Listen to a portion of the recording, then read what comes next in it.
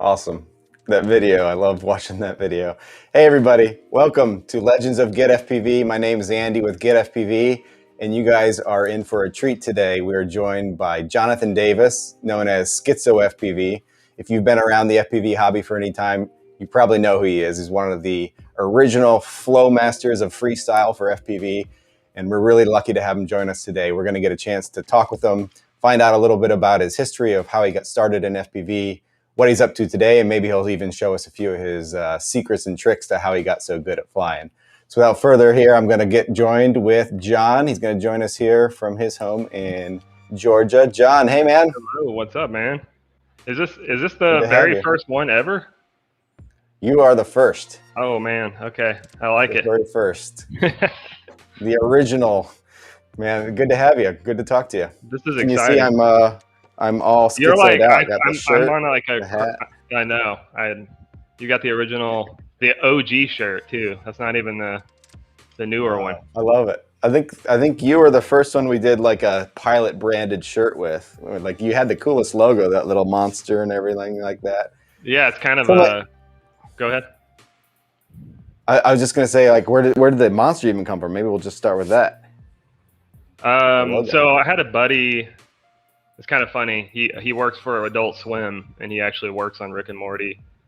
And I came up to him, and I met him actually in the flying scene, and I was like, "Hey, can you do a logo for me?" And that's kind of how it started. I actually have the original one. If I can find it, I'll try to show it on screen. But the original one, he had legs, and then we kind of ultimately went with a more like blob style, where he's like hovering, I guess.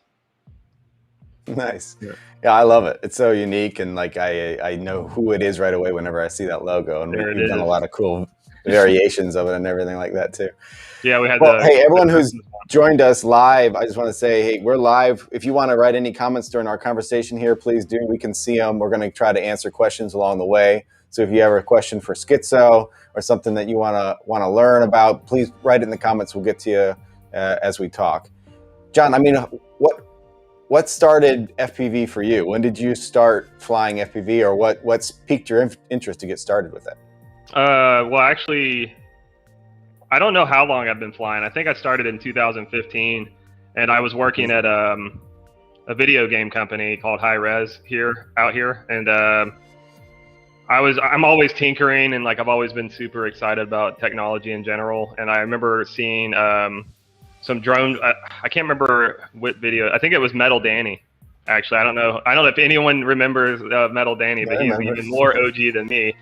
And I just came across one of his videos somehow, and he was just like tearing through the woods at like Mach 9, like just dodging trees, you know, like almost like the Star Wars speeder races and stuff.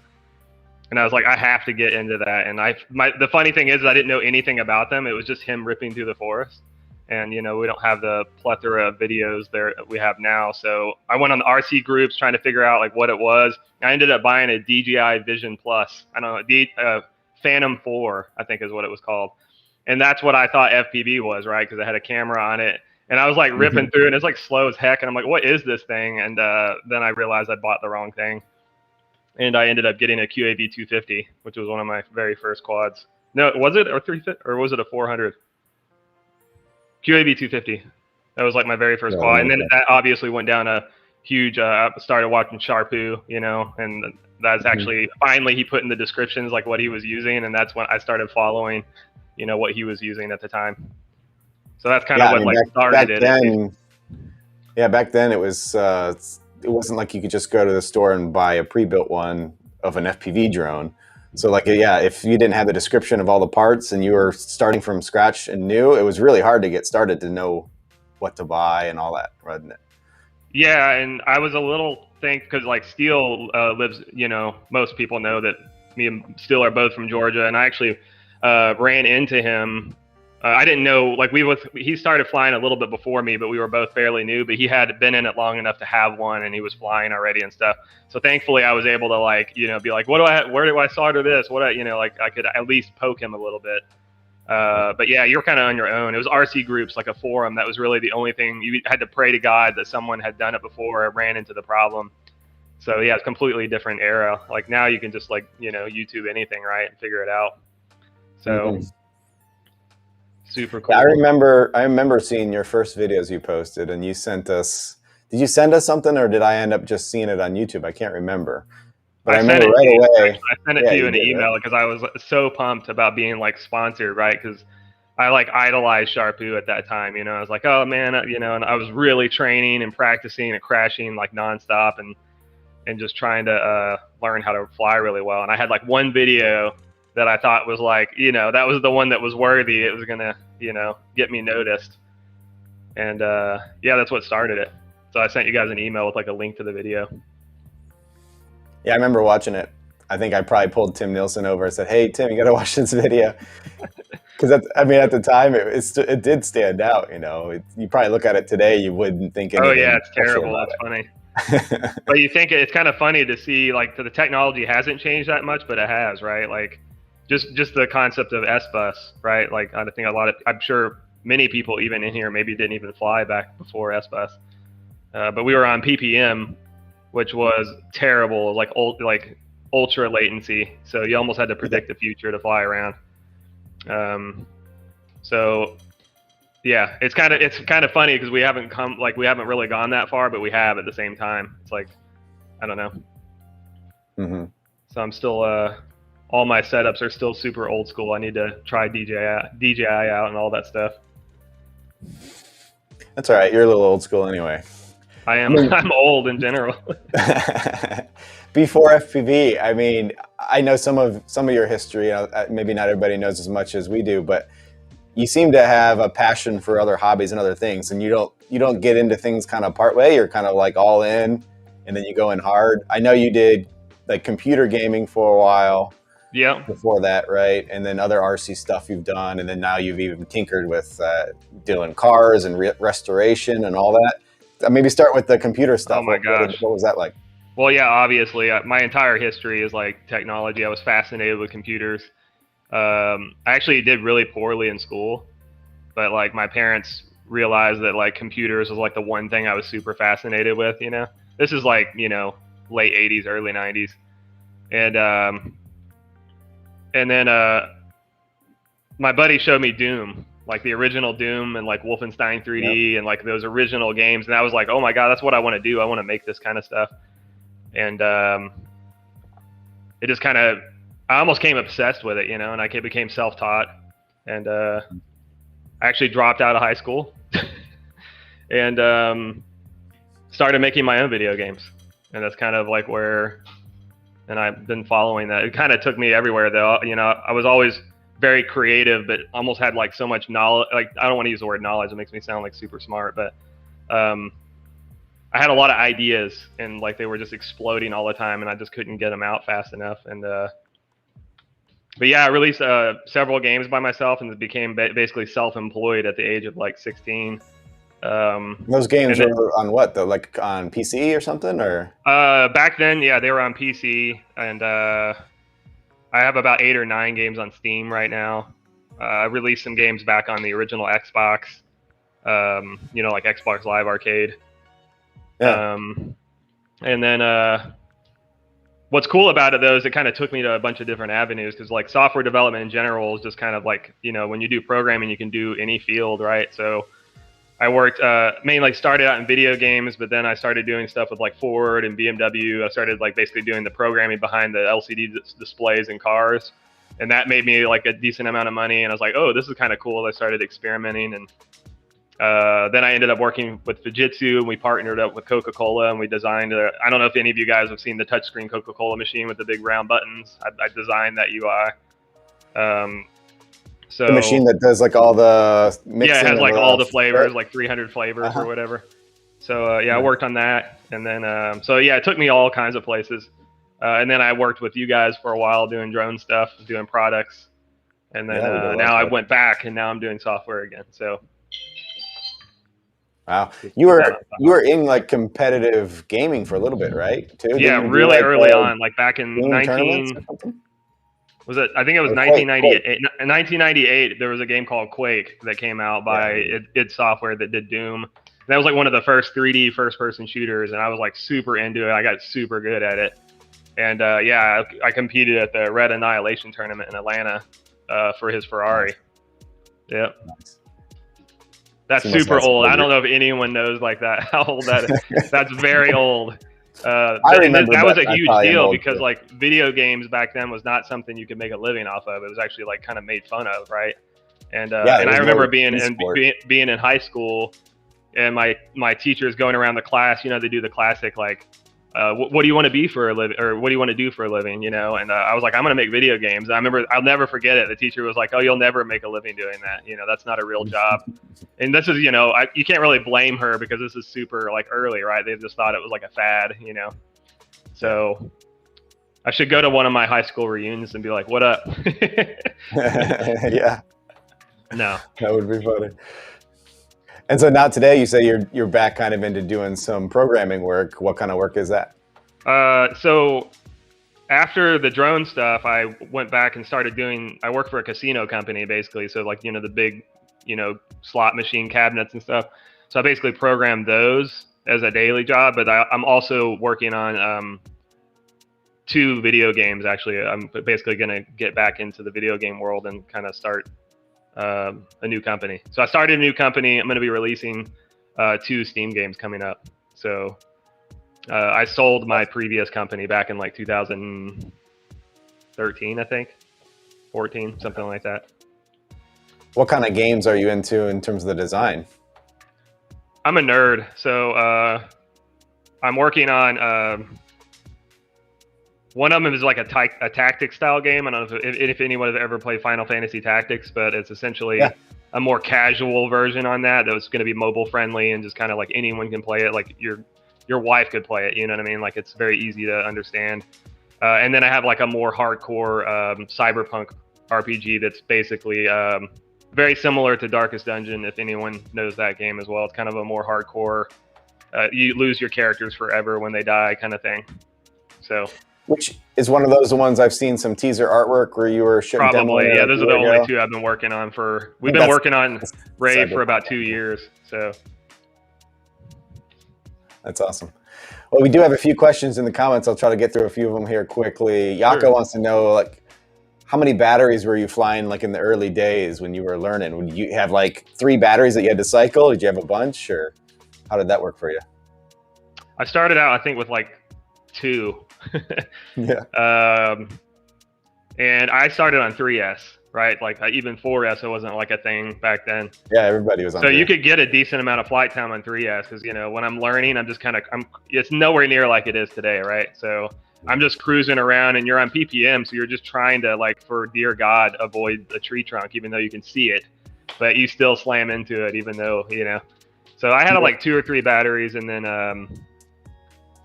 eventually I think I don't think I ever had more than like 5 or 6, you know, until I was like sponsored and like, you know, doing it for real, like every day. So that's a pretty good question. I've never had that question before. Yeah. Yeah. Thank you for the question, Yako. Ventus says he's a coder too. Nice. That's cool. Nice. Cool. Fellow coder. Roy asked you, who's your favorite pilot today? Do you have a favorite? Ooh. Man, I haven't been following much FPV. You know, every now and then, like, you know, just scrolling through my Instagram and stuff. Man, I don't know. I would say back in the day, Johnny was probably one of my favorites. When he was doing freestyle, now he's just like a commercial guy now, making big bucks. So, but when he did freestyle, he was really, really good, and he was kind of like. I would honestly say, if I had to just throw a name out there, I think Ethan Golnack is like one of my favorite, which is High Flight. Yeah. He's a Lumineer pilot, and he just recently came back. He disappeared forever, and then came back. He came back like he's like, "Hey guys, check out my new video," and he's just like destroys it. I'm just like, how do you go from not flying for like 4 years to just like making this awesome? So anyway, go look him up, High Flight. He deserves some credit. He's awesome kid, super good. Yeah, Ethan's often very talented. Yeah. He lives out in Hawaii, and if you look at some of his old videos, they would hold up even today in terms of the skill level. And 100%. He was so smooth. Very cool. But other than that, I haven't really been keeping up. A lot of the guys I used to watch all the time don't really fly much anymore. Obviously, Steele's a great pilot too, you know, but. So why don't we? I want to play a little game with you. I have some older products here. I want to see Uh-oh. if you recognize them, and we'll talk All a right, little bit let me about blow them. my screen up then. Okay. I I'm like gonna how my start. camera quality looks like dog crap next to yours. Okay. Let me see if I can put the shot over here. All right. Let's see. If I get the close up here. Oh man, Do you recognize this? I do. Is that the original though, or is that the steel bearing? Is that So the this actual ceramic is bearing version? Oh the snap! ceramic Yeah, so bearing. that's old school. Yeah, I had to I don't remember dig the in the stator file of for that. this Was one. that a 2206? Yeah, it was. Okay. Yeah, 2206. So this was the first motor we ever put a ceramic bearing in. And even Mm-hmm. I spun it today when I went and got it, and it's still so smooth. Like I forgot how smooth that motor was because the bearing being ceramic, there was just Yeah, like the like steel little balls, resistance. tend to deform, but yeah, the ceramic was just so smooth. And that did make a difference. I remember feeling it like when you would spin them up on the bench, it was just For like sure. They were easy to tune butter. because of that. Yeah. Uh-huh. And back then it was tougher to tune. Like stuff was so sensitive. You didn't Mm-hmm. have all the filtering and everything. So this was like, yeah, was this the first? No, I guess we did a smaller motor with you first. We did a The 2204. 2204. Yeah. Yeah. The little gunmetal one. Yeah. Yeah. And then this was like, at the time, this was like a big motor. Like 2206 was like a lot of power. Oh yeah. No, that was a big deal. And at 2450 kV, we ran that on 4S. That was fun. That was a good motor though. That one had a pretty good run for sure. Yeah. Yeah, we did that one a lot. Like All that right, would moving actually on. probably would work well today. You know what I mean? It's yeah, it still would. If they Very existed efficient. anymore. How about this one? You recognize this one? I do. I bet a lot of people don't though, because we had such a limited run on those. I know. We worked on this motor forever, so we had the idea. I mean, we've kind of done this so many times to the point where I didn't think it was going to happen. Like I literally thought, like I just gave up on it. And then every now and then you would kind of chime in and be like, "Hey, look, here's a little sample, a photo." I'm like, "Oh my god, it's still going." So you can give them a background on that, on like why it wasn't able to really go full force. Yeah, I mean, we had, with your design and kind of your influence for a long time, we had been doing sticker type style. We'd cover a frame with a sticker, or we would do a sticker bomb type look. So we ended up saying, "Hey, what if we did like a hydro dip?" We started doing hydro dip, and then I was like, well, can we do that to a motor? Is that possible?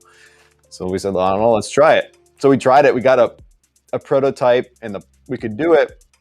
But then doing it in mass production was another thing, and trying to get all the tolerances, because making a motor like this, the tolerances are very tight, between the magnet and the stator and all these parts, the aluminum and the steel and all that is very precise, down to like 1/10 of a millimeter.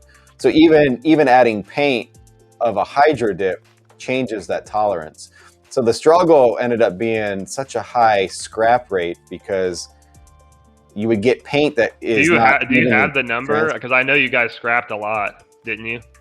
It was like half. Yeah, like half. Half of the material they used to try to make these motors, they had to throw away, basically, which is insane. So it just wasn't viable to keep doing it. But we did the one batch, and we sold everything that was in good shape. Good enough. I mean, you sold out pretty quickly, right? Wasn't it like? Yeah. No, it didn't last very long. I mean, very unique motor. Literally the entire motor of all the metal is hydro dipped, which is pretty cool. And I still have the original prototypes that you sent me are still, like, I'm gonna not fly them, obviously, because they're nice. Yeah, they're rare. I just flew them to make sure it worked, but then that was it. So this is the frame then. We did a QVR2, but it was an exact X, so the arm angle was a little different, and then we literally hydro dipped the entire frame. Yeah.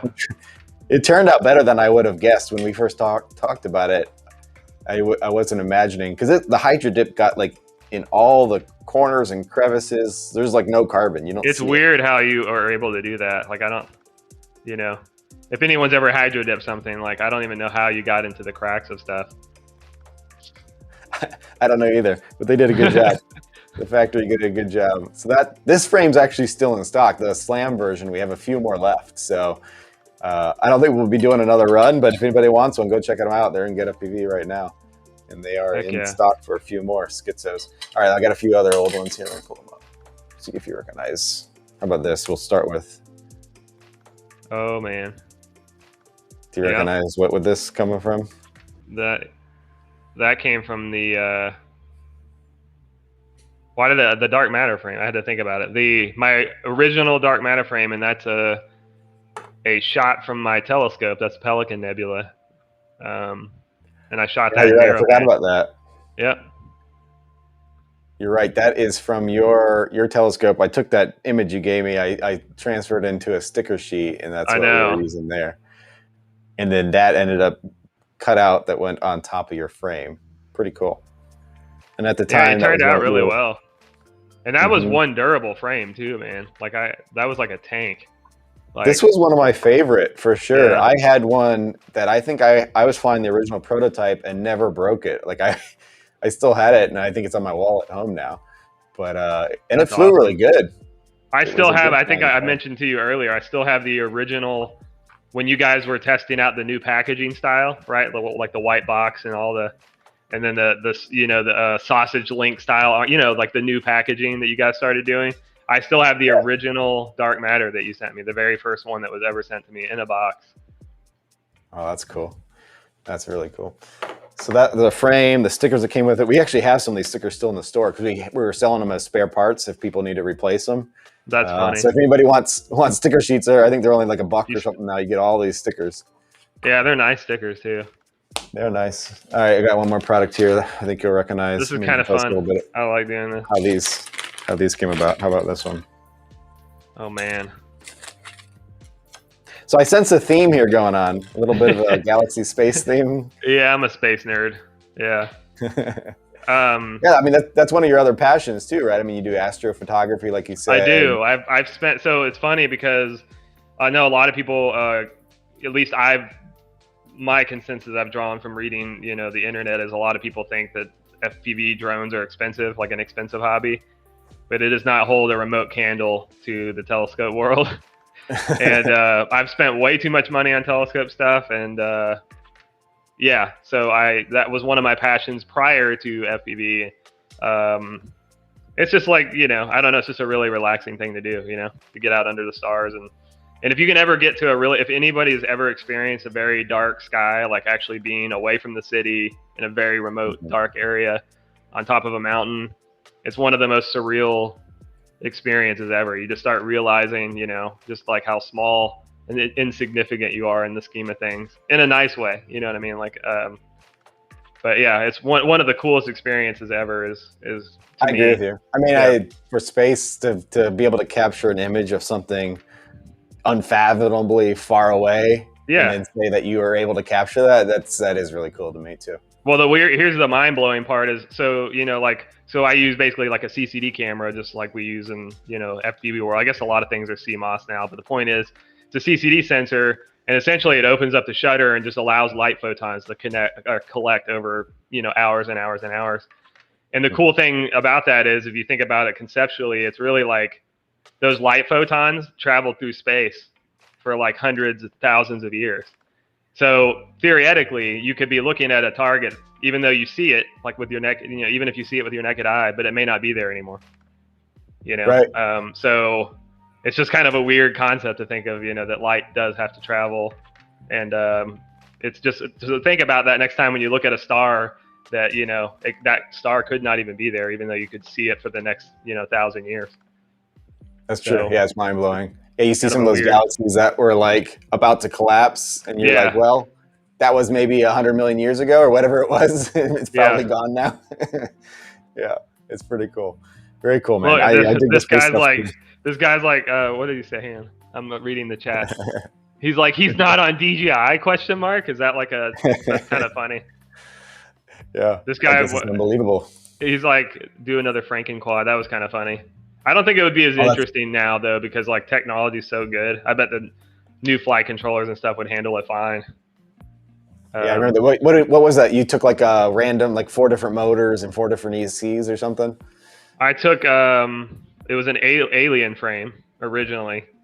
And I took, 4 random, when I say random motors, I mean like one of them was for like a 4-inch quad. like a weird like 1806 stator, or something, and yeah, 4 different ESEs.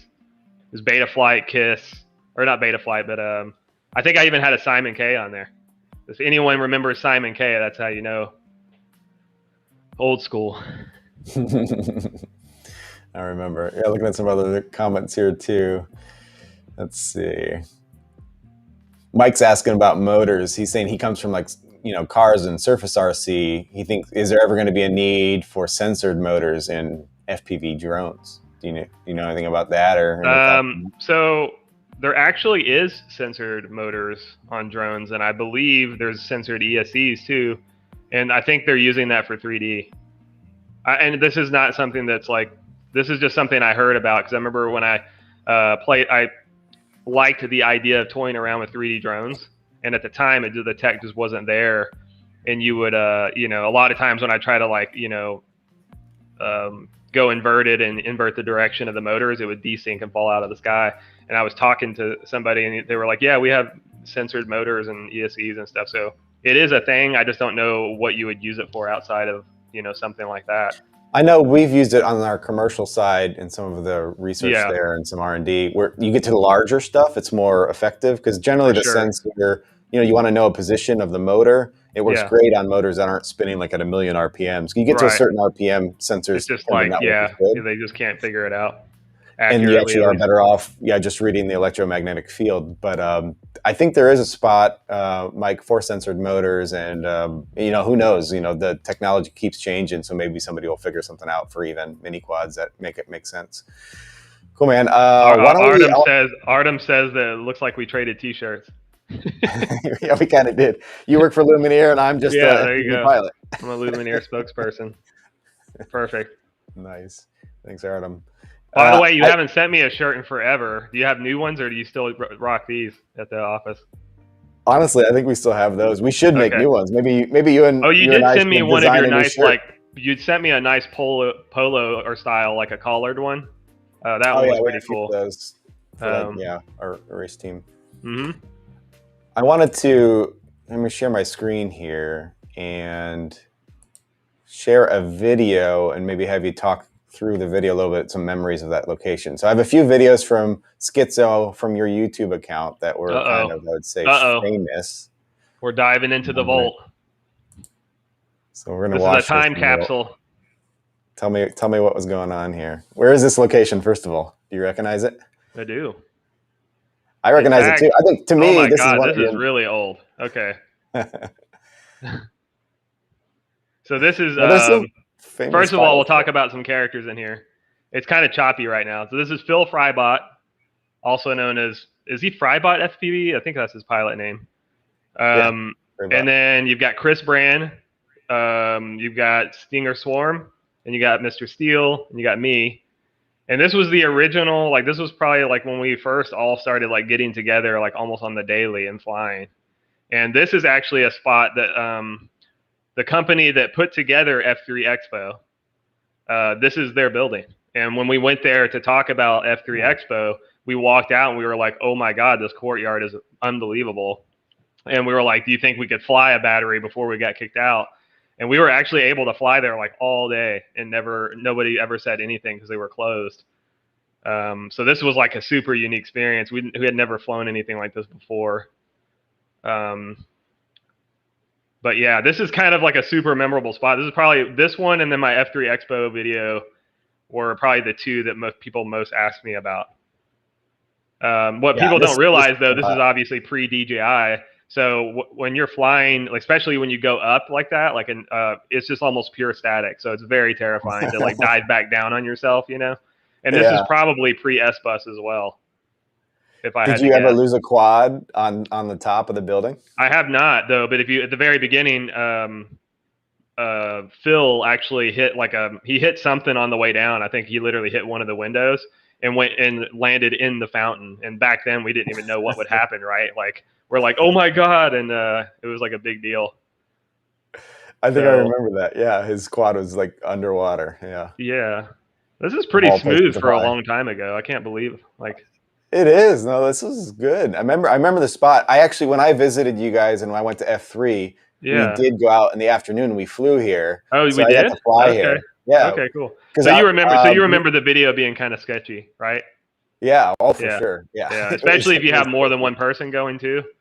uh-huh. We were doing wall taps on the ceiling there. We were Oh yeah. like Yep. Steele was trying to flip up and like tap it with his Yeah, like underside of pancake his quad. upside down. Yeah, yeah, yeah. Uh-huh. I remember that. And that's when Josh was here too, right? From Flight Test. Yep. Yeah. Yep. He was there with us, right? And was that when he was trying to fly his Oh, like you're through a right. GoPro?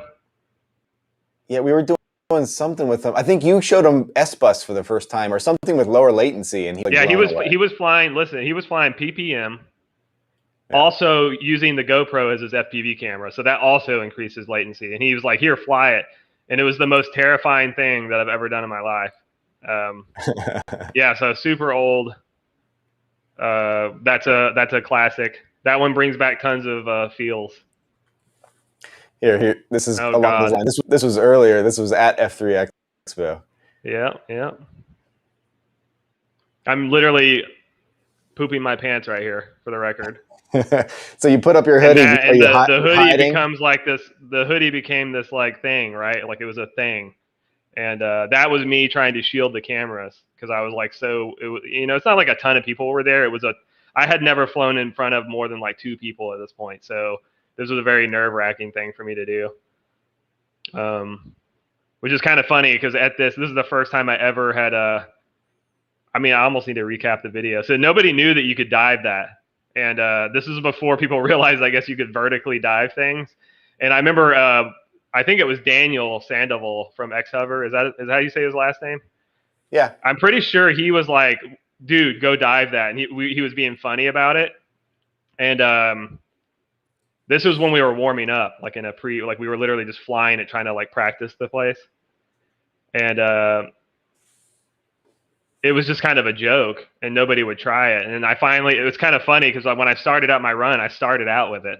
I told myself, all right, worst case scenario, I'll do it at the very end. So if I explode, it's not that big of a deal. I did it like right out the gate, which I don't know what the hell I was thinking. I guess I felt confident. Yeah, that And was if you could awesome. see my hand, if you were able to see my hands right there, I'm literally just shaking. Some people are But yeah, saying we're sharing a YouTube video, but it may be a little choppy for the stream. oh Sorry yeah, about it that, is. everybody. Yeah. But we're talking through it anyway. But I do remember that you started off. You went right to a tower dive, which at the time was like very tricky, and no one was doing that. Like you're saying, Very sketchy. Like that was a because back then big we didn't move. have the pull out, right? Everyone thought you would just slam into the ground.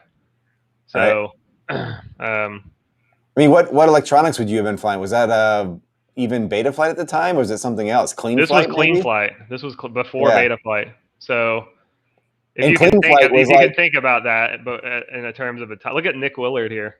Yeah, yeah, Willie. he's like a little child there. So yeah. At this time, if you can think about the time, this is before Beta Flight existed.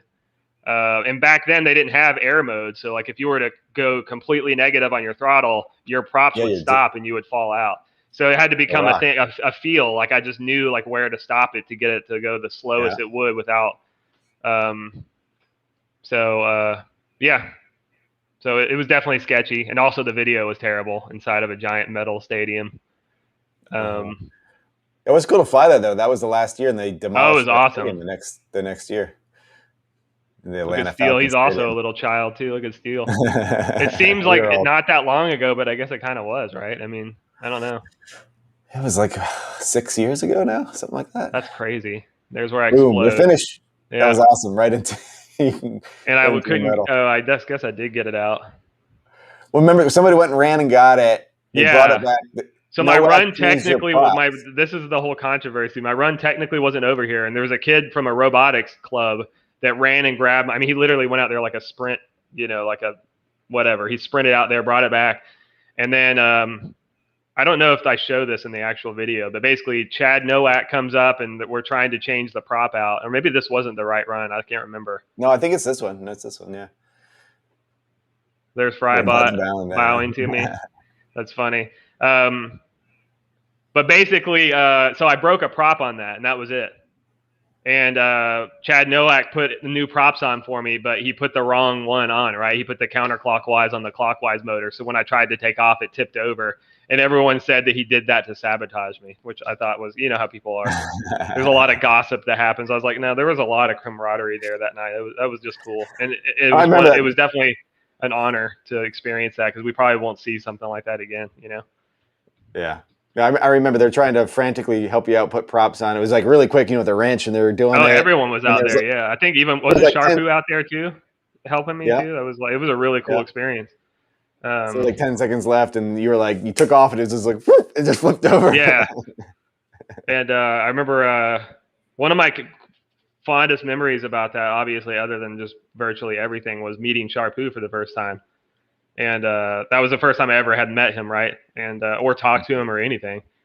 And it was funny because I met him because we're both very similar when it comes to like anxiety. Like I was super nervous because I was about to go up and fly, and I'm literally like hiding in the back in the stadium, like in the or I was going to the bathroom to warm up my hands because it was kind of cold this day, and I wanted to warm up my hands, so I would run my hands under like hot water. And I go in there, and he's like already in there with a cup of hot water, dipping his hands in it. And I was like, dude, it was just so funny because it was like this moment of like, oh man, what do you have to be nervous about? He's like, what do you have to be nervous about? It was just funny.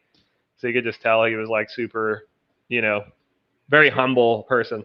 Sharpoo is. Oh, for sure. Yeah. That's a cool story. I never heard that. I didn't know you guys were warming your hands in hot water. Yeah, it was funny though. It was just kind of like, oh, okay. You're doing the same thing, I see. It was fun. That is awesome. Well, I know you also, John, you are a musician. You play a lot of piano. How did that start? I would not call me a musician, but yeah, I do like to play piano. Oh, come on. You play piano? Yeah, I mean, you have a piano in your house. That's more than I would say most people probably do. Shouldn't have a piano in my house, but I do. Yeah, I started out. Go ahead. Well, I started playing piano when I was like 30. I started when I was like 33. So I was already an old dude. And I was like, what am I doing? I have no business starting to learn an instrument this late in my life, right? Because everyone says, you know, you got to start when you're younger, right? So I bought like a little cheap keyboard from Fry's Electronics, and it was like a $150 keyboard. And I was like, look, if I play this, you know, if I start playing it more, maybe I'll get like a nicer one. So every day when I got home, you know, I'd pull up YouTube and like learn how to play like a little, you know, like a little song here and there. And then that somehow turned into me buying a baby grand. So yeah, I just love, that's just a cool thing too. Just, I don't know, piano is just what, I know how to play guitar and drums and stuff like that too, but nowhere near as good as piano. Piano was just like the instrument that I chose. Self-taught, man. That's awesome. I mean, do you think it influences you in some degree of like your style of flying and like that freestyle kind of feeling? I feel like, you know, a lot of people's personalities kind of come out a bit in the way they fly too. And then that kind of paralleled with, you know, the music and the piano. I don't know where it really comes from, man. To me, like putting together a good video is just kind of like putting your soul into the flight and then picking like the right song for it. And sometimes it got to the point to get the science down, I would actually play the song that I was going to use while I'm flying, and then it just naturally syncs together. But in terms of like where it comes from, I don't really know. I mean, I was always like really creative and coming up with stuff. So I think a lot of it might come with my skateboarding background. I used to skateboard all the time.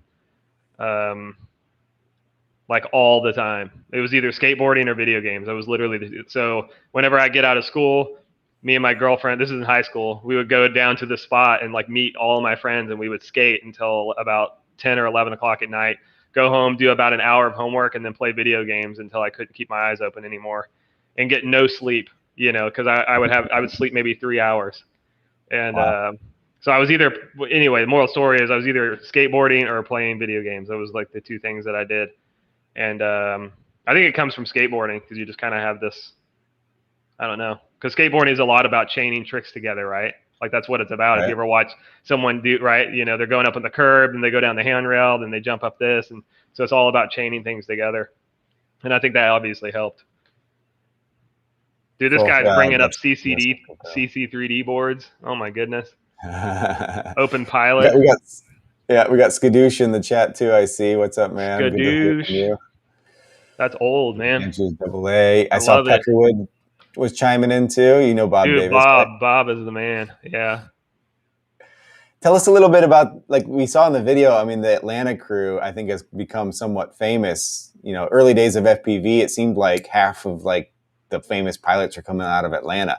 What was that about? I mean, it was you guys were just feeding off of each other. I felt like, you know, you guys flew together so much that everybody was like trying to do the next best thing almost. Yeah, there definitely was a, I don't know why in terms it happened here, but I think that it was probably that energy though. Cause like me and Steele came out the gate with like a lot of energy and very competitive by nature. So we would, even, and then we met like Kevin, you know, Stinger Swarm like later on, but like when the group would get together, we would go to these spots and, you know, everyone would get in the goggles and watch someone fly, right? And then they would get an idea. Oh, you can do that, and you can do this. Let me. And so then you, all of a sudden, by the time you get towards like later on in the day, everyone's trying to one up each other. It's like, oh yeah, I saw you power loop that. Well, I'm going to do a reverse power loop through it and then roll through that. And so it's kind of funny because it became like a friendly like competition of who could make the better footage at the spot. And what was funny, the funny thing that no one knows about is we would actually, when we were done, we'd go out, you know, go eat somewhere. And then we would literally like race home and try to be the first person to upload the footage because we'd have that like head start. You know what I mean? It's Yeah. like, oh, like Skitzo uploads a video at this spot, but if Steele uploads a video, it's like, oh, well, you know, it was just kind of funny. We'd always try to be like the first one, you know, to upload. Yeah. That's true. That's awesome. I see multiple people in the comments say, Skitzo, that you were like the reason they got into FPV or they saw your video. I think that's really cool. What's it feel like to know that you influenced people? I mean, you were talking about people that got you into it, and then you were able to do the same thing for other people And that that, are I in think, FPV. yeah, I think that's what it's really about, man. Like again, Sharpoo is probably one of the most influential, you know, pilots that I watched. And back then it was like such unknown territory, and he was doing all these cool things. And I just kind of, you know, I guess he kind of quit around when I started becoming big, right? I guess. Yeah, maybe about a year overlap. Yeah. Yeah. And then I do hear that a lot. I think it's mainly the F3 Expo thing. It's super cool to hear that, but like every person that's ever come to me and told me that, I always say, well, you do the same, right? Because it's all about carrying the torch. You know, it's like, you know, I look up to Charpoo, and then, you know, someone looks up to me, and I hope someone looks up to that person, and it just kind of keeps going. You know, that's what it's all about. You know, Definitely. but So it's these really days, cool. a It's few really cool to questions. hear that. I mean, I'm just like another dude like you guys that like to fly. So I just think I hit it Yeah. at the right time and hit it hard. So. Yeah, you've always been so humble and nice about it. I think that's why a lot of people love watching you and getting to interact with you too. And cool that you joined us here and get to talk with everybody. I think I'm. I see some people are asking. I mean, do you still fly at all now? Like, and if you do, where do you go? Oh man. I fly FPV probably once every 3 months, uh, Okay. and it's usually in my front yard. But I have been thinking about like flying a lot more. Like I'm getting actually talked to Andy recently. I'm probably going to get a whole DJI set up and start swapping things over. That might motivate me to want to get out there and hit some of these spots and see things in better clarity and maybe do some cooler stuff. So definitely not. I'm definitely not done with it. I just haven't been doing it as much. But I am into, like you mentioned before, I am into like RC everything. So I have like big airplanes, like, you know, big gas airplanes. I have big helicopters. I've been recently learning how to fly 3D helis, which now makes me want to try 3D drones. So, you know, it just depends on what I want to do that day. Yeah, and so you did cars for a while too, some RC cars, sending them like Yeah, 100 I'm feet up going. in the air. Everyone tells me I go completely backwards because I started with drones, then I went to airplanes, then I went to RC cars, which is like completely backwards. And then you And go to model cars are train. just fun because they're just so simple, right? Like you know, I get home, you know, late from work. I have like maybe 10 minutes of daylight. I have like ramps. I have like a track in my backyard where I literally like ramp. And there's just something so primitive about seeing this little car like fly through the air. I giggle every Yeah. single time it happens. Um, so I don't know. They're just fun, you know. Yeah, I believe it. Uh, Era FPV says, Skitzo, you see Burdick around anymore? Do you remember who Burdick is? Yeah, Jason. I'm assuming, yeah, Jason Yeah, Burdick, I Jason think it is. Burdick. Yeah, I haven't seen him in a while, but I do still talk to him. Tommy D says, John, you started my interest in FPV a few years back at Willis Park. Thank you. I love FPV. Willis Park or Wills Park? I don't know. Oh, sorry, Wills Park. I misread it. Yeah, Wills Park. Yeah, that's actually a park that's like fairly close to me. I don't know how I did. Maybe I was ripping. So Wills Park is, I don't know if you remember any of my videos where I'm flying in the horse stables. Yeah. That's at Wills Park. It's a park that also has like this equestrian thing. Really cool spot though. Really cool. I'm glad that you're flying. That's awesome. I think one of the other famous spots too is your the trailer park that's no longer there, right? No longer there. I have one video that I never released that I'm going to probably publish just for fun. Back when I was experimenting with the GoPro, like high frame rate stuff, so I'm doing like some like speed ramping stuff through the through the trailer park. So yeah, that was my stomping grounds. In fact, the very first video I sent to you guys was from there. So awesome. That's awesome. Hey, while everyone's here on the stream, I wanted to share something. We got something to share with you. Thanks for Skitzo being on here. And because of that, we have a discount code for everyone on the stream right now. If you put in the code Skitzo FPV in your shopping cart, you're going to save 7% off your whole order. So fill your cart up with Skitzo gear or whatever you want. You put in the code and you're going to get a discount. Legends of FPV. Boom, right away. So this code's good for the next week. So go ahead and get shopping at GetFPV, and we save you a little bit of money if you want. So thanks for hanging out with us, Skitzo, and making that possible. Heck yeah, that's cool, man. I'm glad to see some things still are still on there. That's really cool. Yeah, look, there it is, frames in stock. Got John up there talking about it and everything. Uh-oh.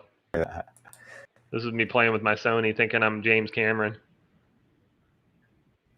That's really cool.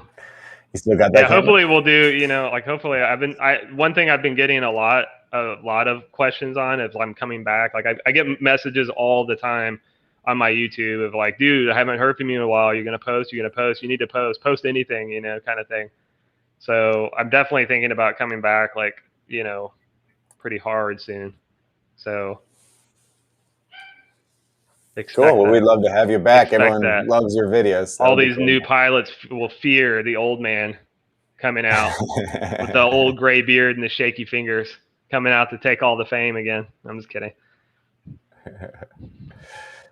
So what's in the future? I mean, you're saying maybe you're coming back doing a little flying again. That would be awesome. Anything else? I mean, I know you restored a BMW recently, right? And doing some car stuff. Anything to talk about there?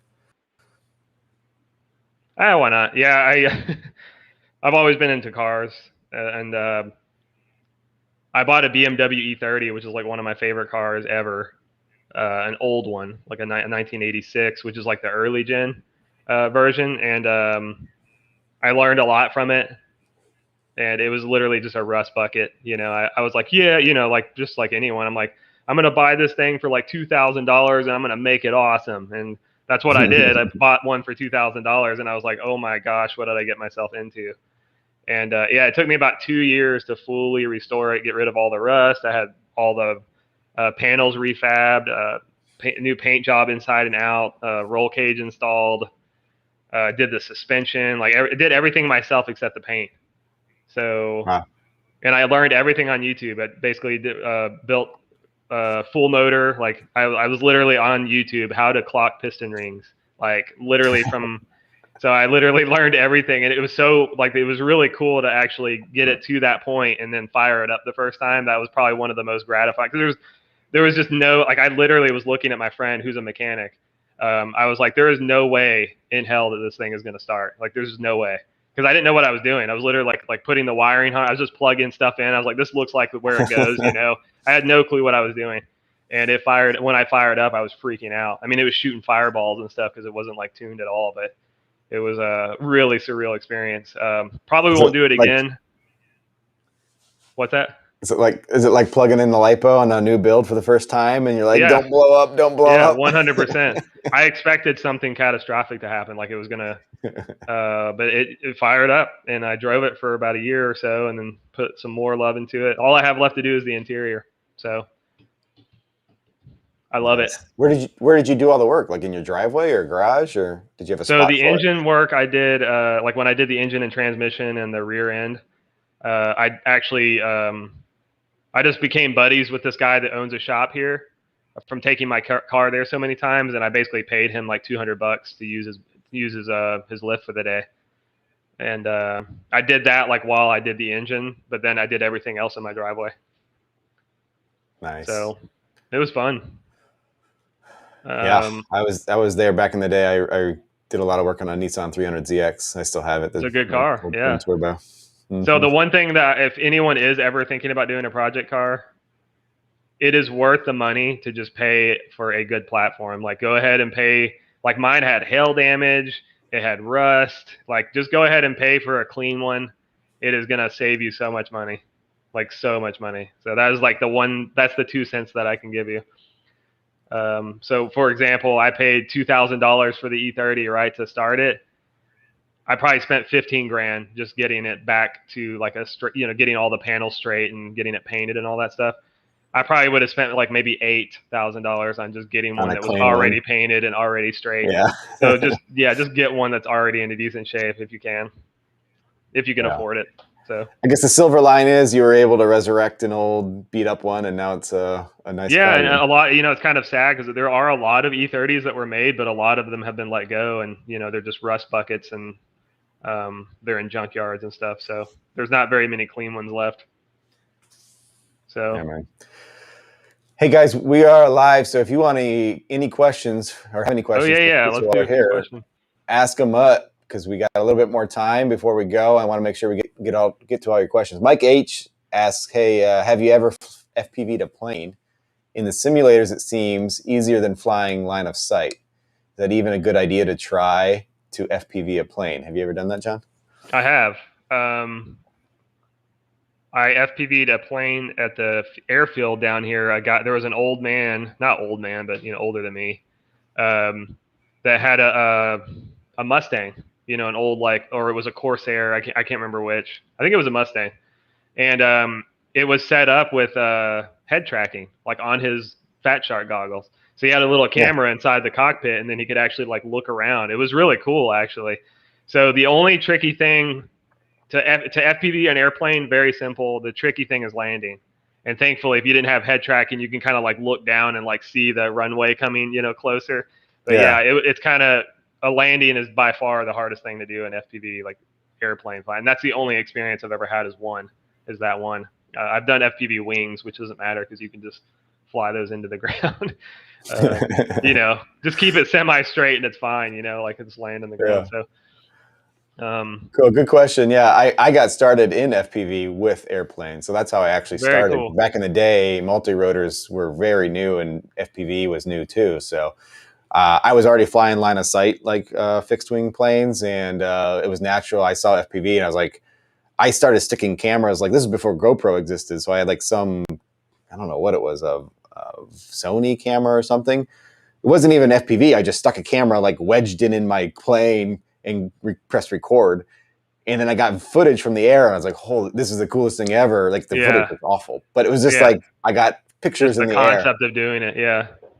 And then I was like, I learned that I could do that real time with a camera and wireless. That blew me away, and that's how I got into FPV. And it was all about long range and planes and flying up through the clouds and all that. That was like the goals back then. Mm-hmm. But that's how I got started. But it is different than a multi-rotor. I mean, the nice thing is with a plane, you're always moving forward, and if you're not, you're probably in trouble. But it's different than a multi-rotor where you're like in three-dimensional space where you can move backwards. When I transitioned from planes to multi-rotors, that took a while because I remember being up in the air and just feeling like you're balancing like on a Oh yeah, pinhead you are. to Yeah. where you just got so like with the plane you're moving forward, but the drone you could hover and then all of a sudden you're drifting sideways. That was tough to learn on FPV from scratch. How So good were you at airplanes? Could you do tricks and stuff, or did you just kind of fly, just cruise around in them? I mean, I was decent. Yeah, I mean, Could you inverted and fly loops them and all that. inverted and things like that? Yeah. Yeah. Yeah, I mean, Cool. when I started line of sight, it was just foam planes, and I just kept going bigger. I started small and kept going until it was like a 6-foot plane, and doing all that line of sight, mostly like warbirds and stuff like that. That's what I was Yeah. into. Heck yeah. That's cool. Any other comments here you want to pick up on Skitzo? Let's I see. feel like mine's like really delayed. I'm seeing like really old messages. Okay. I see one. Carl says he's doing a 1938 Chevy Coupe, Oh, nice. restoring one. He says Good luck, rust is man. my friend. Godspeed. He's welding a God, lot, welding a that's lot. awesome. But man, you're gonna like that's the thing is you have a different level of appreciation than if you just buy something, right? Like you've got like blood, sweat, and tears in that thing, and it's beyond just a piece of metal with wheels on it at that point. So Right. Awesome. Skadoosh says Mobius. You remember that camera? let me see if I can That's like the find. front door. Someone's asked if I can find my original. Let me see if I can find my original logo. Oh yeah, that would be cool.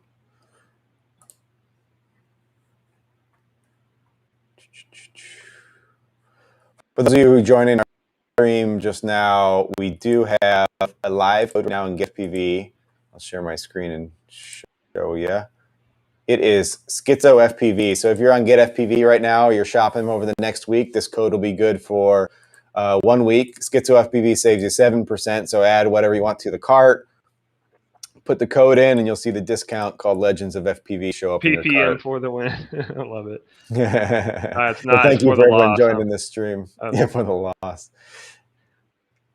If you want to show my screen really quick, I have the original Oh, yeah. logo design. That was the original shirt and logo design.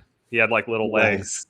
Nice. Yeah, I mean it's cute. Not gonna lie. It kind of reminds me of Monsters Inc. What's that guy? Yeah, The it one does. character Yeah, kind of the looks like that. little. Yeah, I know what you're talking about, but I don't know. Yeah. So. Nice. So it looks, yeah, pretty much the same thing, just with legs, and then you added the top or the spinner hat, right? Yeah, that came afterwards too, because I remember I was like, "There's something missing." I think it would be kind of cool to have, those like I think kids actually wore those like back in the 30s or something with the little spinners on top, and I thought that would be kind of cool to show. Let's see. I'm trying to get my messages caught up. Mike Tame asks, "What's your advice if you're new to FPV for new pilots?" Man, that kind of requires a question. Is like, what's your goal? Yeah. The thing is now it's just like you're almost desensitized because everything's good, right? Like you could literally go and GetFPV.com and just order random drone parts and it's going to be awesome. So like it's not like you can go wrong. But if you're trying to be like a pilot and get sponsored, or are you just trying to have fun? I mean, I could try to answer multiple, but if the biggest thing is just fly. If you really, really enjoy it, fly and fly and fly, and everything else will just come together. If you're, Nice. that's the one thing that I think everyone has a gift, right? Like I don't care who you are, if you have a passion for something, you will be good at it. You know what I mean? I think like yeah, because you put your heart into it and your time, and then that shows. Mm-hmm. One thing I think that you and I didn't have when we started that's around now is the simulators, which are so much better than they used to be. Heck yeah. So that's a great way, and something I'd suggest if you're getting in and you're new, find a few of the drone simulators that are out there on Steam and other platforms, and you plug your radio in as like a controller to your computer, and you can get real stick time, and it's a great way to like learn new tricks or just even the basics without repairing a quad every time you crash. You can go crash a million times and keep going. It's not like 100% like real, but it's actually pretty close. So you can learn a lot of the basic skills and even new maneuvers that you might just not want to try on a drone otherwise, that you're worried about crashing every time. But get out there and fly. I think nothing replaces the real thing. 100%. I was about to say I'm kind of like more old school. Like I do agree with that. It will kind of get you like the basic stick inputs, right? Like, okay, I know how to do this, but there's no better experience than actually doing it, of course. So. Yep. I think so too. Cool, man. John, what was throughout all the products that we've done over the years? Do you have one that sticks out to you, or one that was your favorite? I mean, it really depends. Like in terms of like technology, I think the Hydra dip frame was really cool. It was that came out better. That exceeded my expectations, honestly. But the dark matter probably would be one of my, that was really special because it was my first, my first frame, obviously, but it also was really awesome. And we were able to do sticker kits with my own, with my own photos. So it just made it that much more like personable. So I would say the dark matter frame probably was one of my favorites even today. Yeah, good one. I like that one too. Double A reminds us the character we were thinking of was Mike Wazowski. Wazowski. Yeah. That's right. Cool. So what with computer, what games are you playing these days? Man, I play a lot of obscure things, so nobody's gonna be able to relate to me. I play the only thing I play that people would know probably is Rocket League. Rocket League, yeah, you stream that and League of Legends. I play League of Legends. I'm not gonna lie. Okay. And I play lately. I've been playing a game called Hunt Showdown, and that's basically like it's a Crytek game where you basically play as these cowboys, and it's like a PvP environment, and you're like fighting zombies. There's basically like a PvE but PvP concept. So you're like fighting zombies and trying to stay alive, but then there's other like hunters running around trying to shoot you in the back of the head and crap. So it's a very triggering but also rewarding game. That reminds me, you talking about zombies. You have an affinity for Halloween and zombies and all like the scary movies, right? Is that kind of what you're into? I do. I don't decorate for anything except Halloween. Obviously, I set up a Christmas tree, but I have probably thousands of dollars worth of like Halloween decorations and stuff. I go all out. And how did that start? Was that something like you did with your family growing up or something? Yeah, my dad got me into horror movies, man. Like he was a huge horror movie fan, so I saw like all the original black and white, horror movies as a kid, and I just became fascinated with it. I love it. It's just like nothing that like anything that provokes like a thrill like that is just cool. Like I love the idea of being scared when I knew I wasn't in any actual immediate danger. You know what I mean? Mm-hmm. So like watching funny movies is fun, and romantic movies and all this stuff it's whatever. But like when you watch like a scary movie, that just that evokes some kind of thrill. It's just I don't know. That's what got me into it. I think it's really a nostalgia thing, something I shared with my dad, and it carried on. I used to like have my own haunted houses that kids would come through, and I just like I loved being able to terrify kids legally. I'm like, kid, come down this hallway. I promise you get there's candy at the end. That sounds terrible, but someone just joined our feed 10 seconds ago and they heard John say, I love terrifying kids. Horrible context. You're joining at the wrong time. But yeah, I just love doing that. Yeah, I had this like little like hallway set up that kids would have to come through, to get the candy in the bowl. And I was basically like, I had a mask on like upside down, but then I would do like the reverse crab walk towards them. So it just looked very creepy. I would come up with all kinds of weird crap. It was just funny. But yeah, so if a kid didn't walk away from my house crying, then I didn't do my job right. How long do you prepare for that? I mean, we got maybe 5-6 weeks to go. Don't worry. Get ready? Yeah, don't worry. The ideas are brewing already. Have you ever done anything related to drones and Halloween? I've seen some people, they fly like a ghost around, they attach to their drone. That's a really cool idea. I saw that before. I haven't done anything. The only thing I've actually thought about doing was actually making a horror movie because I'm into film myself. And I was thinking about making a horror movie based on like a drone essentially that goes like autonomous and starts killing people. I thought it would be fun. It would be kind of B-rated, kind of more like lighthearted, just be kind of funny. Like a girl in a bikini and she's like, like tries to escape the drone and jumps in the pool and it goes in after her and you see all this blood like, bubbling up and then it comes back out and takes off, just like kind of quirky, kind of B-rated stuff. So, yeah. But that's the only thing I've ever thought about like incorporating drone. I still want to make that film. I think it'd be hilarious. It's just a montage of just like, you see like baby carriage and drone flies through it, punches through the hole through it, and blood squirts out and it takes off, and like the mom screaming, like just mindless, like what the hell's going on? You and Sharpu should get together and make a movie. I know, or we should something. make that movie. I mean, he actually knows how to make movies. I just have like ideas of how to shoot some stuff. So He just announced that he has one coming out on a bunch of film festivals. I don't know if you saw that. I did. He showed it to me. Thankfully, he shows me all of his like secret stuff. So amazingly cool. talented guy, and that's how it goes, right? Like people are usually multi-talented, Definitely. So he has a really cool puppet one coming out, which is really cool. Yeah, that's the one I think I'm thinking of, which is awesome. Well, I think we're going to start wrapping it up here soon. We'll give another minute. If anybody wants to chime in quick, we'll do that before we go. Yeah, let's do it. Reminder, come on, hit me with a question. We have a code live at GetFPV. It's Skitzo FPV. Put that in during checkout, and you can save some cash. Look at that. Skitzo FPV. Look at that. Boom. We put got it the right wind dancers still. I actually haven't flown those yet. I've only flown the old ones. Okay. Yeah, those are supposed to be really good. Mm-hmm. That's what I've heard too. And they're sexy, of course. I mean, how can you? Here, we gotta show them on the screen. I'm not. Show them real close. Skadoosh says, "Who is this Skitzo guy? I will fight you." I'm just joking. Yeah, that was really cool. Like we were able to pair up and do that. I was like going. That was like when Hydro Dip was kind of like new. I was like Hydro Dip everything. And I don't know if that is actually Hydro Dip or a heat transfer thing or what. I don't know how they actually did that. Yeah, I'm not sure either. It does. There's like a material. It might be more of a transfer on it. Yeah. Yeah, I thought it looks like a heat transfer to me, but I don't know. They turned out well though. Yeah, very cool.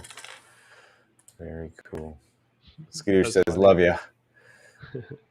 I love everyone in here. It's so cool that people even came to hang out with us for a minute. Yeah, OG people in here. OG people. A bunch of old people. Back in my day, we used to hold a string connected to the airplane. Yeah, we had to shake a crystal to get a frequency. Dude, I heard about that. Was before my time. I did hear about the crystal thing. I was like, what? That's that was before me too. We should probably I don't know. I want to start flying again, man. I think that's what I'm going to do. I'm going to start resurrecting my channel, start doing more. I think a lot of people want me to do more live streams too. So maybe they want to see me make a bunch of kids cry in Rocket League. Probably. You got your first one down tonight. We started your live stream, your new Skitzo coming out. So that's cool. Heck yeah. And I'm honored to be the first one. You did a great job. Everything looks perfect. Look at all the drones in the background. It probably took you an hour to hang all those up. A little longer than that. Yeah, I was going to say. It was cool. I mean, we had so many over the years. We've been around for like almost 10 years now. We've had so many projects over the years, and most of them started collecting dust. So it was cool to be able to resurrect a lot of those off the shelves and display them. So like, I have to do an episode where we go through some of these drones because there's like a story behind every one. Most of these on the back wall are prototypes or like one-offs where like it was something we were testing, so we saved them. But do you want to know something funny? Yeah, go ahead. This whole time, I thought that the very bottom of the chat was like the latest. So I kept scrolling down. I was like, this thing won't stay up to date, but it's actually the very top that is the latest. So I am so dumb. That's why I was just like, I don't think any of the nobody's talking through. Yeah, I was like, nobody cares. I'm so dumb. That's funny. That's all right. It only took us an hour. Yeah, sometimes it takes me an hour. Do it. It looks like everybody says you should come back. There's nobody that says you shouldn't, so might as well. Hey yo, dude. Steve White, you should fly. You should go out there and fly. Rip a pack for all those that can't get out there and rip. Man, I missed out on so many messages. I'm sorry, guys. That's right. I tried to get most of them as we were talking. You got like a decent one. I probably missed some of them though. That's cool that some people know. Paul Fanning says, I'm here now. Hi, Paul. Moral of the story is way too many hobbies, too little time. I'm getting old. Now I'm getting into dirt bikes. Dirt bike. Yeah, I usually you feel don't do like that this is not the when you get age to old. get into dirt bikes. I feel like I should have done this 20 years ago. But hey, Yeah. it's never too late to break your neck in the woods somewhere by yourself. Yeah, good luck with that. Ride with a spotter. I am on live chat. What's up, double A? Dude, Skidoosh, you're already inspiring people out there, man. Will inspire the FPV dirt bike. I think that's just called put it. Oh, okay. I was gonna say I could just put a GoPro on it. You could watch me explode it in the woods. Hear me like moaning. Hear the old man moaning in the background as like my lifeless body lays in the woods.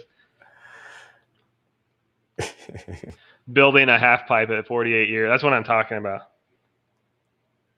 You're never too old for the hospital.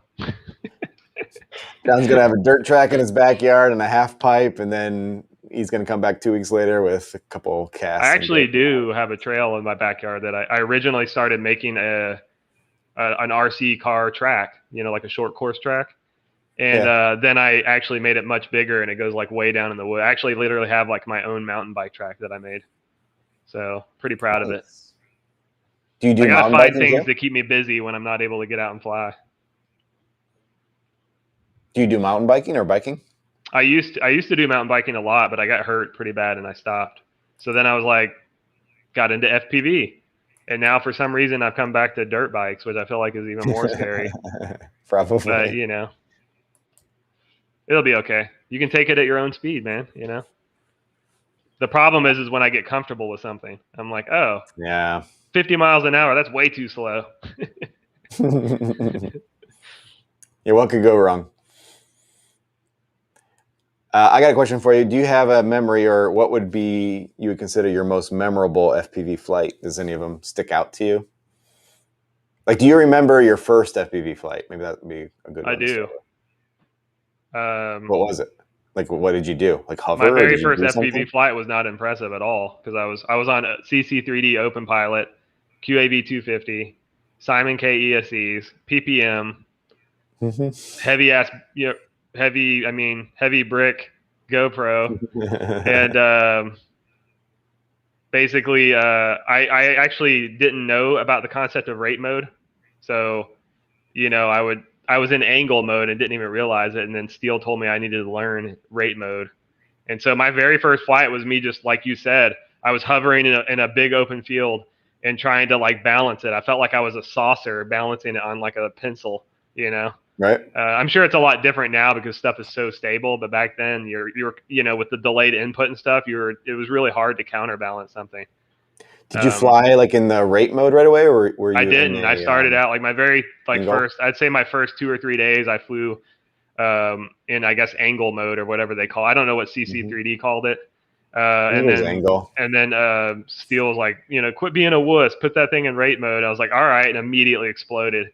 And but then I was determined, I'm like, I'm not gonna let this beat me. So Yeah, my I very flew in first angle mode flight was probably for not a year. remotely impressive. It was me hovering in a field, and then once I got comfortable enough to kind of fly in straight lines and not explode, I started. There was a video I did called Tree Dancing a long time ago, and it was just basically me like doing tricks around one tree.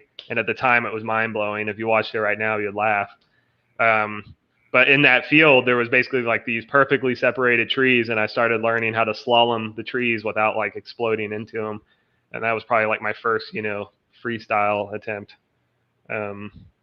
So yeah, none of my old, I probably have some of my old flights somewhere, and they're not very impressive. And it was on a Mobius. So Nice. even I more remember that. unimpressive. Yeah. How many hours of unreleased footage do you think you still have somewhere? More than I've posted. Way more. I believe it. I mean, I know you guys collect a lot of footage. Do you keep it all? Like, you have it stored in like 10 I hard have a drives lot. I somewhere? have a lot of, I have a lot. The sad thing is it's not like I just have a bunch of flights that I haven't edited. I do have that, but then I was notorious for like putting, I'd sit down in front of like Premiere and basically make a full edit of like our day, put music to it, like and then I would always sit on it. I would never post it, and I would watch it the next day, and if I liked it, I would post it, and if I didn't, it would just go into like an archive. And so I have a lot of stuff that I didn't post, and I don't know why I don't post it, because every time I think someone's not going to like something, it becomes like like one of my best videos ever to people. And whenever I'm super happy about a video, like it doesn't do very well. It's kind of funny. It's almost like the population likes what I think wouldn't do well. So, yeah, I guess just put it out there and let the people speak. I mean, it sounds like you're saying you have videos you shot, edited, completed, and then never posted. Fully edited. Yeah, nobody ever saw it but me. Yeah, I gotta post some of that stuff. I have posted a couple of them. I actually so to put it into perspective, I have enough actual edits that I have fully edited to I could go daily for probably 2 months or more. Wow. Yeah. Wow. So it's pretty bad. It's like Skitzo said, he's like super hard on himself. He doesn't. I don't know. You just got to get to the point where you just don't care and post. Yeah. Even Steele told me to do that. Steele told me recently, he's like, dude, just post. Who cares? Don't look at it. Move on. Post another one later. I don't know. You should post all your old stuff, but don't tell anybody it's old, and you'll be like, oh, have you seen this new F3 flight controller? It'd be all the old stuff. It's kind of funny though, because I have posted footage from like 3 years ago, and people are like, this is amazing. You're still fly really good. I was like, this is really old. Kind of funny. That is funny. But oh man. Big Purr says it's good. You can still fly with broken legs, so I guess you're all good for dirt biking. No problem. Hell yeah. 3S 1806 motors. I remember that day. You remember the 1806s, don't you? With the M2 screws. Yeah. Yeah. Danger Dave says he hasn't posted in a while. Yeah, he said you flew for 3 years and never got nowhere. I don't know where were you trying to get? Like, were you trying to get famous or something, or I don't know. Or did you feel like you didn't improve as a pilot? Because that's kind of the most important thing, I would think, is that you learn something every time you fly. Yeah, learn. I started doing things where, like, if I wouldn't flew a spot, it's kind of interesting effect. But if you go to a spot that you fly all the time, like even you, Andy, right? Like if you go to a spot that you fly all the time and then set up somewhere else, like literally set up on the opposite side of the field or behind this tree, or it really changes like everything. Like it's weird how that works. Because you kind of get in doing the same routines and patterns and stuff, and it really will kind of throw a wrench in your plan, and you'll start, That's good. No, I can see that. Yeah, because you do become like a habit where you always sit in the same spot. You always take off. You're like, I'm gonna go behind this tree, and then I'm gonna go around this, and you just you always start following the same pattern. But if now you're going through it backwards, or if you're somewhere else, you know, it's kind of interesting. You'll just start finding things that you didn't see before or knew you could do. So that would be kind of a cool advice. Yeah. Good advice. Boom. Skitzo's dropping it on us right now. Guys. There's the knowledge. You only have one spot to fly. You didn't even know. All you had to do is move to another spot around the same spot, and it's going to be like a brand new location. Yes. Might learn something new. Yeah, that's good. Yeah. Good advice there. Hell yeah. Skitzo says he flies for fun. He doesn't care about sponsorship. Yep. There you go. That's the way to do it. Awesome. I mean, that's what it's all about in the end of the day, right? Just having fun. So that's what you do all this stuff for. It's about having fun, connecting with friends and people around the world. I just fly to get into all the live streams. Yeah, he's got it. Double A's got it. I still think you should record. A lot of people say, oh, I go out and just fly and I don't record anything. I still think it's worth recording because you never know what you're going to catch. True. That's true. I've had a few sessions where I didn't record, and then I was like, man, I wish I would have. Oh, yeah. Every time I don't take my GoPro, I'm like, why didn't I do that? Or why did I do that? All right. Awesome, man. Well, we've been talking here with Skitzo FPV. Thank you for everyone who's joined us over the last hour here. It's been really fun hanging out. Thank you, John, for joining us, too. Really appreciate it. Doing our first Legends of FPV. John, Skitzo has been such a big part of the FPV community and like the evolution of FPV over the years, and especially freestyle FPV. I think it's been really cool to have you as part of that community, and I say thanks from us at Lumineer and GetFPV, and thanks too from the community, because I think FPV would be different without you. So glad that you're here and part of it. Sweet. Well, it was an honor to be on your very first episode. This is really cool. You got an awesome setup. Can't wait to see who else you have on as well. I'll be watching them for sure. Cool. Glad to have you. I need to invest in a better camera. You did make me realize that. I'm like, this little webcam is not going to cut it anymore. I need to get some good stuff. All right. Well, next time we chat, we'll do a follow up. I'm gonna be James Cameron up here with all the lighting and the cameras. That's funny. Awesome. Thank you for everyone who joined us in the live stream. Stay tuned. We're going to be doing more of these Legends of FPV coming up. I have a bunch scheduled here weekly. So we have another one next week and the following week already coming up, and we'll be announcing who that is here in the coming days. I'm pumped. So Skitzo, first one. We got it done. Thanks for joining us, man. You'll never see me again. I'm just kidding. It's like seeing Bigfoot in the wild. Bigfoot, we saw him. Yep, now he's gone. Well, John, have a great night. We'll say bye. We'll say bye to everybody here on the stream. We'll wrap it up and see you on the flip side. Yeah. Love you guys. Bye, everyone.